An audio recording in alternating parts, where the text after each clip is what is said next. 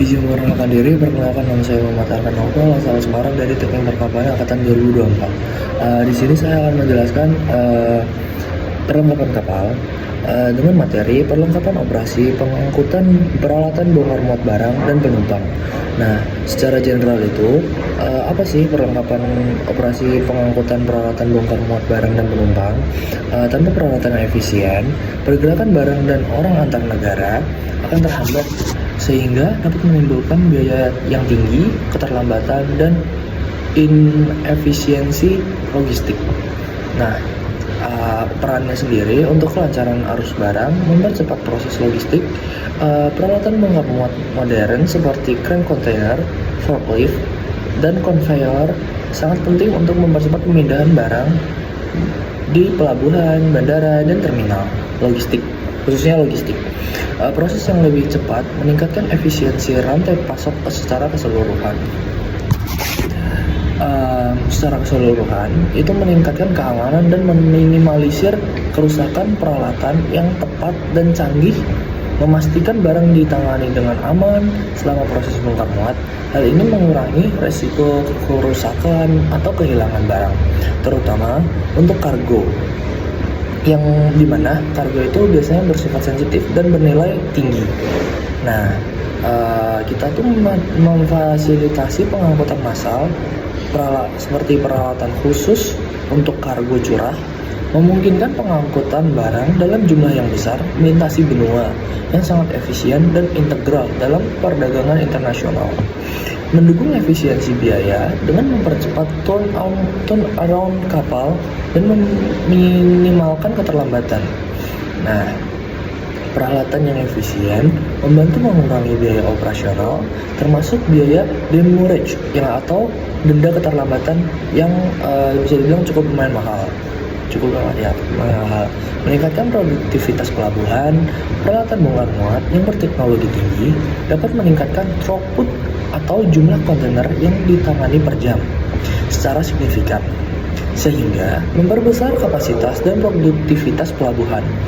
Lalu, perannya sendiri untuk kelancaran mobilitas penumpang adalah efisiensi dan kenyamanan, yang dimana peralatan operasional seperti di bandara dan pelabuhan khususnya seperti garda rata dan eskalator itu memastikan penumpang dapat naik dan turun dari pesawat atau kapal dengan cepat dan nyaman. Ini penting untuk mempertahankan jadwal perjalanan yang ketat dan harus sesuai dengan timeline. Keamanan penumpang, peralatan pemindaian barang, keamanan, konveyor bagasi, dan sistem navigasi modern sangat penting untuk memastikan keselamatan penumpang selama transit. Mempercepat alur penumpang itu seperti sistem penanganan bagasi otomatis, yang dimana seperti contoh loket check-in yang efisien dan gerbang keberangkatan yang terintegrasi membantu mempercepat alur penumpang, terutama di bandara dan pelabuhan internasional yang sangat padat. Nah, sekarang kita masuk ke pendahuluan. Apa itu perlengkapan operasi pengangkutan? Di sini kita membahas perlengkapan operasi pengangkutan yang merupakan komponen kritis dalam sistem logistik modern yang memastikan efisiensi, keamanan, dan kelancaran proses bongkar muat barang serta penumpang. Nah, peralatan-peralatan ini dirancang khusus untuk menangani berbagai jenis kargo dengan kapasitas dan spesifikasi yang berbeda-beda, mulai dari barang-barang ringan hingga kargo berat yang memerlukan penanganan khusus. Nah, untuk standar keselamatan dan efisiensi sendiri, semua peralatan operasi pengangkutan harus memenuhi standar internasional dan regulasi lokal yang sangat ketat. Operator peralatan harus memiliki sertifikasi dan pelatihan khusus untuk mengoperasikan mesin-mesin berat. Pemeliharaan rutin dan inspeksi berkala sangat penting untuk memastikan peralatan berfungsi optimal dan aman digunakan. Nah, penggunaan teknologi modern seperti sistem tracking GPS dan monitoring real time membantu meningkatkan efisiensi operasional dan mengurangi resiko kerja. Nah, sekarang kita masuk ke klasifikasi perlengkapan. Perlengkapan itu diklasifikasikan berdasarkan jenis kapal dan fungsinya, terutama dalam bidang perkapalan ya tentunya. Kapal kargo atau ekspedisi, atau bahasa Inggrisnya adalah General Cargo Ship, itu kapal yang dirancang untuk mengangkut berbagai jenis barang yang tidak memerlukan penanganan khusus, seperti kontainer, termasuk barang yang dikemas ya, seperti peti, karung, drum, dan alat berat, kendaraan, dan muatan curah seperti batu bara dan biji besi. Nah, keunggulan utamanya tuh adalah fleksibilitasnya untuk mengangkut beragam muatan dan kemampuannya beroperasi di pelabuhan tanpa fasilitas canggih karena sering dilengkapi dengan derek atau kren itu sendiri. Nah, karakteristik utama dari kapal kargo atau ekspedisi atau general cargo ship ini sendiri itu dia memiliki fleksibilitas muatan yang mampu mengangkut berbagai jenis kargo baik yang dikemas maupun curah seperti kendaraan, mesin, bahan bangunan, tekstil, atau hasil tambang. Nah, biasanya juga kapal kargo ini dilengkapi derek yang kargo biasanya memiliki derek yang biasanya terletak di atas kapal untuk mempermudah proses bongkar muat di pelabuhan yang mungkin tidak memiliki fasilitas modern. Nah, dan yang ketiga itu ada kapasitas variatif, yang dimana kapasitasnya itu bisa dimulai dari beberapa ribu hingga beberapa puluhan ribu ton, tergantung ukuran kapal, rute luas, sehingga sering digunakan untuk rute jarak jauh atau interkontinental, serta dapat menjangkau pelabuhan di daerah terpencil. Nah, itu kurang lebih adalah kelebihan dan kekurangan dari kapal kargo. Nah, biasanya perlengkapan apa aja sih yang ada di pelabuhan untuk kapal kargo sendiri? Biasanya itu ada derek kapal atau ship crane, umumnya ditenagai hidrolik atau elektrik. Nah, selanjutnya ada derek boom, sistem tali temali dan tiang yang lebih tradisional. Lalu ada kail dan tali untuk mengikat dan mengamankan kargo.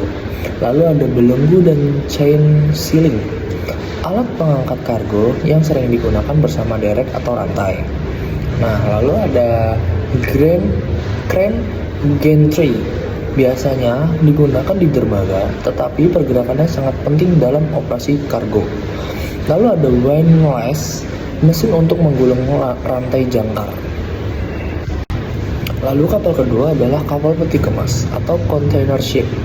Nah, perbedaannya dengan kapal kargo tadi, kapal ini dirancang khusus untuk mengangkut peti kemas standar ISO berukuran 20 kaki atau TEU atau 40 kaki FEU. Kapal ini memiliki peran vital dalam perdagangan global karena memungkinkan pemindahan barang secara efisien dan terstandarisasi antara kapal, truk, dan kereta api. Nah, kapal ini biasanya memiliki fitur dan karakteristik utamanya itu adalah kapasitasnya yang besar, di mana kapasitas kapal peti kemas ini diukur dalam unit yang seperti saya bilang tadi, setara 20 kaki atau 20 foot equivalent unit atau TEU. Nah, kapal peti kemas terbesar saat ini itu bisa mengangkut lebih dari 24.000 TEU atau 20 foot equivalent unit. Nah, desain khususnya sendiri, kapal ini memiliki ruang kargo khusus dengan panduan sel atau cell guide untuk menyusun dan menumpuk kontainer secara vertikal dan horizontal. Hal ini memaksimalkan penggunaan ruang dan mempercepat proses bongkar muat. Sistem intermodal, kontainer dirancang agar mudah dipindahkan antara berbagai model transportasi seperti kapal, kereta api, dan truk tanpa perlu membongkar muatan di dalamnya. Nah, ini menciptakan sistem pengiriman yang fleksibel dan terintegrasi.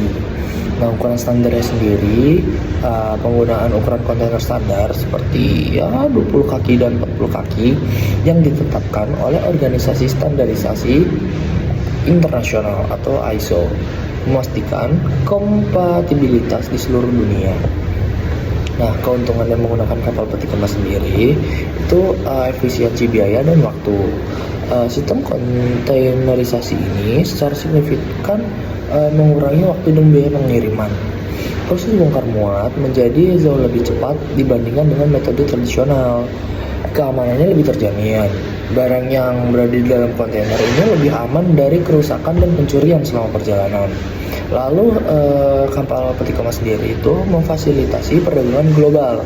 Kapal peti kemas telah menjadi tulang punggung perdagangan internasional, menghubungkan produsen dan konsumen di seluruh dunia. Nah, terus ada ramah lingkungan.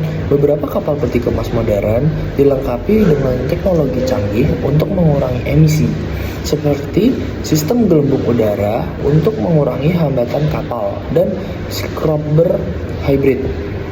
Jenis-jenis kapal peti kemas berdasarkan ukurannya itu ada yang pertama ada feeder, kapal berukuran kecil yang lebih kecil dari kapasitasnya tuh hingga 3000 TEU, digunakan untuk mengangkut kontainer dari pelabuhan-pelabuhan kecil ke pelabuhan utama yang dilayani oleh kapal-kapal yang lebih besar.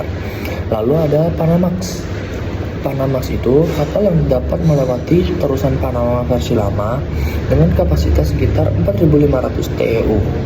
Lalu yang ketiga ada Neo Panamax, kapal yang telah melewati terusan Panama yang telah diperlebar dengan kapasitas lebih besar dari Panamax. Lalu ada Suezmax, kapal yang dapat melintasi terusan Suez dengan kapasitasnya hingga 12.000 TEU. Lalu ada Ultra Large Container Vessels atau ULCV, kapal raksasa yang dapat mengangkut lebih dari 12.000 TEU seperti kapal kelas MSC Irina yang mampu membawa lebih dari 24.000 TEU. Lalu peralatan bongkar muat yang biasanya ada di pelabuhan dalam peti kemas itu ada Quay Container Crane atau QCC, atau bisa juga dipanggil dengan Ship to Shore Crane atau STS. Derek besar di dermaga untuk memindahkan kontainer langsung dari kapal ke darat ataupun sebaliknya. Lalu yang kedua ada Reach Stacker, alat bergerak dengan lengan panjang yang digunakan untuk mengangkat dan memindahkan kontainer di area penyimpanan. Yang ketiga ada Container Spreader, alat yang terpasang pada derek atau reach stacker yang berfungsi untuk mengaitkan dan mengangkat kontainer. Lalu yang keempat ada Rubber Turret Gantry Crane atau RTG, derek gantry yang dilengkapi roda karet untuk memindahkan kontainer di dalam area penumpukan atau yard. Nah, lalu yang kelima ada Straddle Carrier, kendaraan khusus yang dapat mengangkat dan mengangkut kontainer di atasnya, bergerak di antara dermaga dan area penyimpanan. Lalu yang terakhir ada head truck dan chassis, truk kepala dan rangka chassis yang digunakan untuk mengangkut kontainer dari dermaga ke lapangan penumpukan atau keluar terminal atau keluar pelabuhan, begitu. Lalu selanjutnya ada kapal tanker. Kapal tanker itu kapal jenis kargo yang khusus dirancang untuk mengangkut muatan cair dalam jumlah yang sangat besar. Muatan yang dibawanya biasanya sangat bervariasi, mulai dari minyak mentah, produk minyak bumi olahan, bahan kimia, gas cair, hingga cairan lain seperti minyak nabati. Lalu, kapal ini memiliki peran yang sangat penting dalam perekonomian global karena berfungsi sebagai penghubung dalam rantai pasukan komoditas cair dari produsen ke konsumen di seluruh dunia. Nah, untuk jenis-jenis kapal tanker sendiri itu berdasarkan muatan dan kapasitasnya, kapal tanker diklasifikasikan menjadi beberapa jenis, yaitu tanker minyak tanah, yang dimana dia mengangkut minyak mentah dalam jumlah besar dari lokasi pengoboran ke kilang minyak.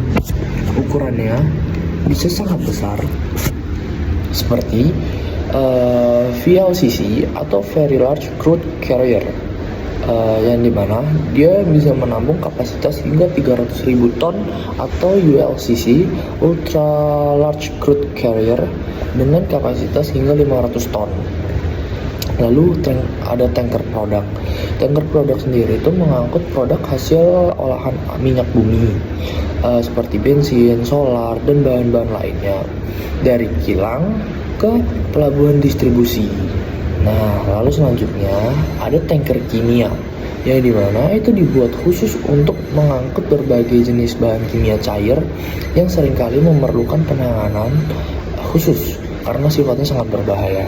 Ada tiga kapal tanker LPG dan LNG yang dimana itu mengangkut gas alam cair LNG dan gas minyak cair LPG yang memerlukan penanganan dan penyimpanan khusus. Lalu yang terakhir ada tanker Panamax dan Suezmax, seperti yang mana itu merujuk pada kapal tanker yang ukurannya dirancang agar bisa melewati terusan Panama atau terusan Suez dengan keadaan muatan penuh. Lalu itu dan fungsi khusus kapal tanker sendiri itu adalah kapal tanker memiliki tangki penyimpanan yang dirancang secara khusus untuk menjaga keamanan dan kestabilan muatan cair selama pelayaran. Nah, beberapa tanker minyak sendiri itu bahkan bisa digunakan sebagai terminal penyimpanan minyak sementara di lepas pantai. Nah, fungsinya dalam ekonomi itu kapal tanker memastikan pasokan bahan baku penting untuk berbagai industri. Tanpa kapal tanker, distribusi minyak dan gas yang menjadi sumber energi utama di dunia ini akan sulit dilakukan. Operasi bongkar muat sendiri, dimana itu proses bongkar muat pada kapal tanker merupakan operasi yang sangat krusial dan harus dilakukan dengan teliti karena kegagalan dalam proses ini dapat menyebabkan keterlambatan dan atau bisa juga menyebabkan kecelakaan. Nah, beberapa tambahan untuk kapal tanker itu ada tank heating, sistem pemanas untuk menjaga suhu muatan, sering menggunakan media air. Nah, lalu ada cover dam, tangki kosong yang berfungsi sebagai pemisah antara tangki muatan yang berbeda.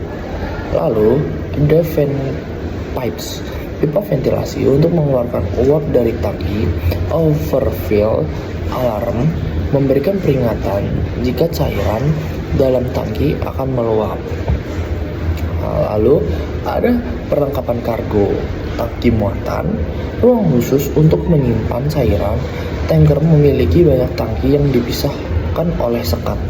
Lalu ada sistem perpipaan, jaringan pipa untuk mengalirkan muatan ke dalam tangki. Nah, lalu ada pompa kargo, membantu memindahkan muatan saat bongkar muat. Dan katup kargo mengatur aliran cairan, memungkinkan pengontrolan muatan ke tangki tertentu. Lalu ada manifold, titik sambungan antara pipa di dalam kapal dan pipa di darat untuk bongkar muat. Nah, untuk perlengkapan dek sendiri, itu kapal tanker ada mesin jangkar atau windlass, mengoperasikan jangkar, mesin tambat, capstan, digunakan untuk menarik tali tambat, lalu ada hose crane, derek untuk memindahkan selang bongkar muat, lalu ada railing, pegangan di tepi dek untuk mencegah orang jatuh, lalu ada catwalk, jembatan untuk berjalan di atas dek. Tambahan untuk kapal tanker itu ada tank heating, sistem pemanas untuk menjaga suhu muatan, sering menggunakan media air. Nah, lalu ada cover dam, tangki kosong yang berfungsi sebagai pemisah antara tangki muatan yang berbeda. Lalu ada vent pipes, pipa ventilasi untuk mengeluarkan uap dari tangki. Overfill alarm memberikan peringatan jika cairan dalam tangki akan meluap. Lalu ada perlengkapan kargo, tangki muatan, ruang khusus untuk menyimpan cairan. Tanker memiliki banyak tangki yang dipisahkan oleh sekat. Lalu ada sistem perpipaan, jaringan pipa untuk mengalirkan muatan ke dalam tangki. Nah, lalu ada pompa kargo, membantu memindahkan muatan saat bongkar muat. Dan katup kargo mengatur aliran cairan, memungkinkan pengontrolan muatan ke tangki tertentu. Lalu ada manifold, titik sambungan antara pipa di dalam kapal dan pipa di darat untuk bongkar muat. Nah, untuk perlengkapan dek sendiri, itu kapal tanker ada mesin jangkar atau windlass, mengoperasikan jangkar, mesin tambat, capstan, digunakan untuk menarik tali tambat, lalu ada hose crane, derek untuk memindahkan selang bongkar muat, lalu ada railing, pegangan di tepi dek untuk mencegah orang jatuh, lalu ada catwalk, jembatan untuk berjalan di atas dek. Lalu ada kapal penumpang atau passenger ship, di mana kapal penumpang itu kapal yang secara khusus dirancang untuk mengangkut orang dan dikategorikan sebagai kapal penumpang jika memiliki kapasitas lebih dari 12 penumpang. Kapal ini berfungsi sebagai alat transportasi laut untuk berbagai keperluan, mulai dari perjalanan singkat terjadwal seperti feri hingga pelayaran jarak jauh untuk rekreasi seperti kapal pesiar. Nah, kapal penumpang adalah kapal yang berdasarkan ketentuannya, dia tuh konvensi internasional untuk keselamatan jiwa di laut atau SOLAS. Sebuah kapal yang disebut kapal penumpang itu jika dapat menampung lebih dari 12 penumpang. Kapal penumpang ini sendiri memiliki berbagai fungsi, mulai dari transportasi harian hingga wisata mewah, dan umumnya terbagi menjadi beberapa jenis utama. Nah, yang pertama itu kapal pesiar. Fungsinya itu digunakan sebagai pelayaran rekreasi yang menawarkan fasilitas layaknya hotel mewah, termasuk restoran, bar, kolam renang, bioskop, dan teater. Lalu ada kapal feri. Kapal feri itu fungsinya digunakan untuk mengangkut penumpang dan terkadang kendaraan dalam jumlah terbatas melintasi perairan, biasanya dalam jarak pendek antara dua pelabuhan. Lalu ada kapal ro-ro penumpang atau roll on roll off.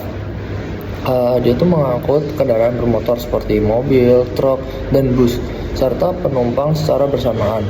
Penumpang dan kendaraan bisa masuk dan keluar dari kapal dengan mudah melalui pintu ram. Lalu yang keempat ada kapal kargo penumpang.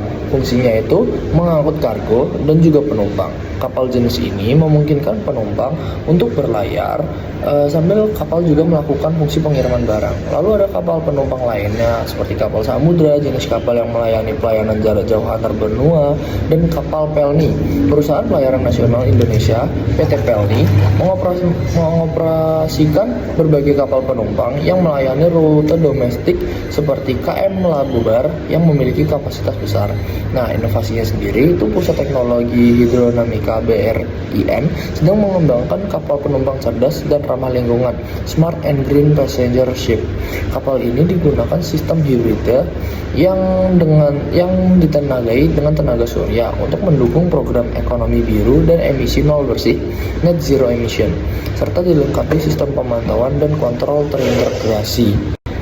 Lalu untuk klasifikasinya, sistem penentuan posisi global atau GPS digunakan untuk menentukan posisi kapal secara akurat. Lalu ada radar digunakan untuk mendeteksi kapal lain, objek, dan garis pantai. Lalu ada kompas, baik kompas magnetik maupun kompas giro untuk menunjukkan arah. Nah, lalu sistem identifikasi otomatis atau ICE, sistem yang menyiarkan informasi kapal secara otomatis untuk mencegah tabrakan. Nah, lalu ada sistem tampilan bagan elektronik dan informasi atau ECDIS, sistem digital yang menampilkan peta navigasi. Lalu ada echo sounder, alat untuk mengukur kedalaman air di bawah kapal. Lalu ada rudder, angle indicator menunjukkan posisi kemudi kapal. Nah, untuk peralatan keselamatannya sendiri, peralatan ini wajib ada di setiap kapal yang memenuhi standar keselamatan internasional atau SOLAS. Sekoci dan rakit penolong itu wajib ada karena kapal penumpang dilengkapi dengan sekoci dan rakit penolong itu ya, dan harus menampung semua penumpang dan kru, bahkan seringkali melebihi kapasitas standarnya. Lalu harus ada pelampung terdiri dari jaket pelampung untuk setiap orang di kapal dan pelampung yang ditempatkan di beberapa titik strategis strategis di dek kapal. Lalu ada sistem pemadam kebakaran, mencakup dinding dan dek tahan api, sistem deteksi dan alarm kebakaran di setiap kompartemen, serta berbagai alat pemadam seperti tabung pemadam, selang, dan hidran.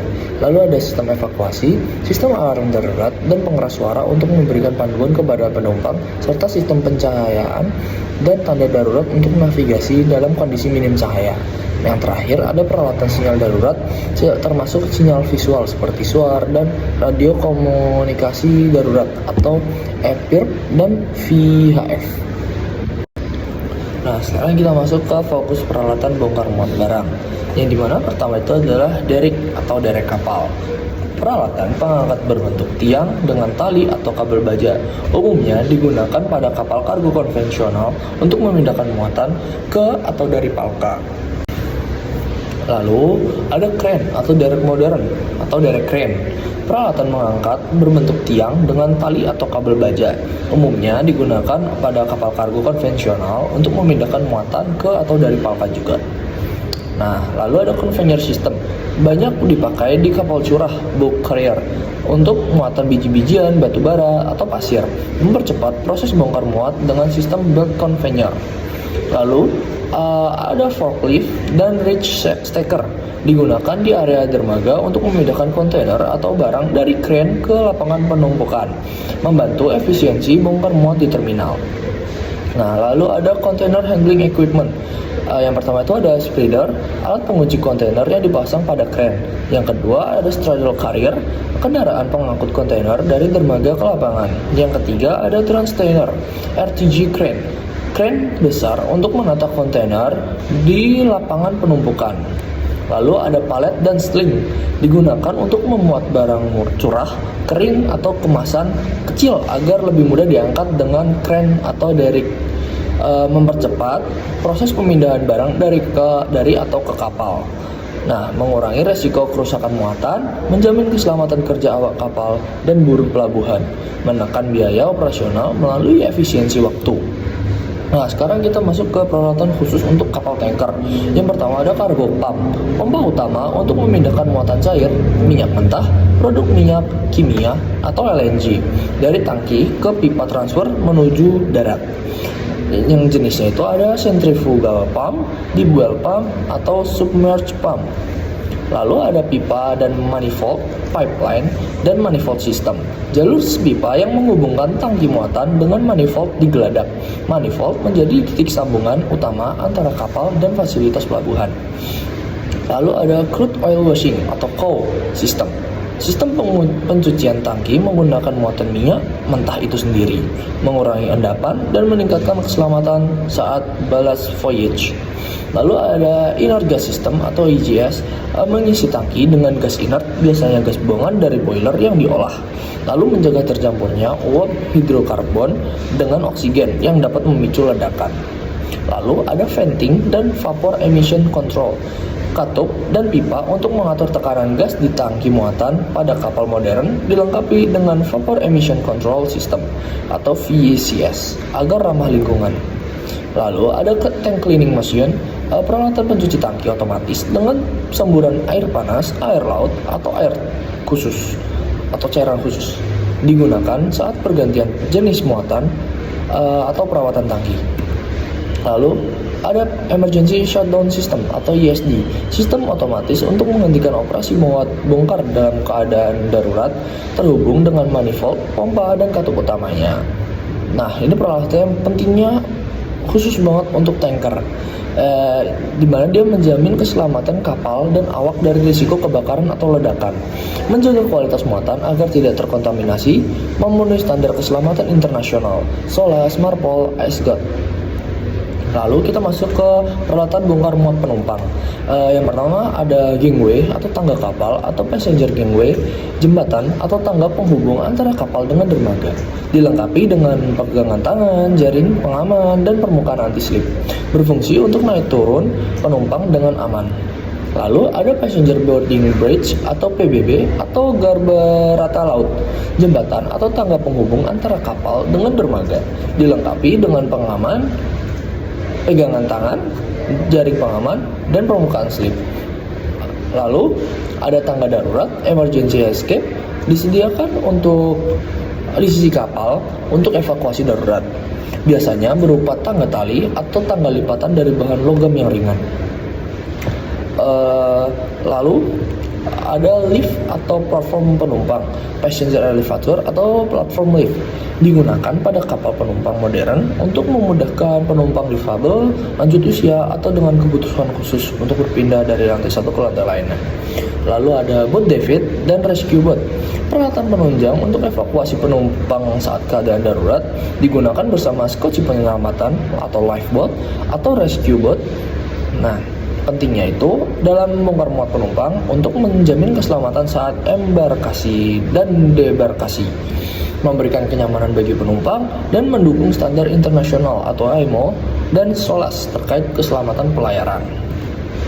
Nah, kesimpulannya sendiri, perlengkapan operasi pengangkutan yang lengkap dan terawat dengan baik adalah fondasi dari sistem logistik yang efisien dan aman.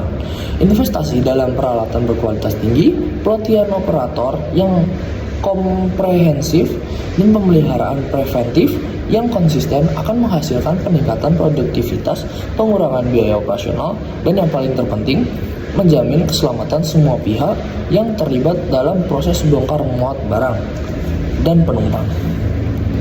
Sekian presentasi dari saya. Saya ucapkan terima kasih. Assalamualaikum warahmatullahi wabarakatuh.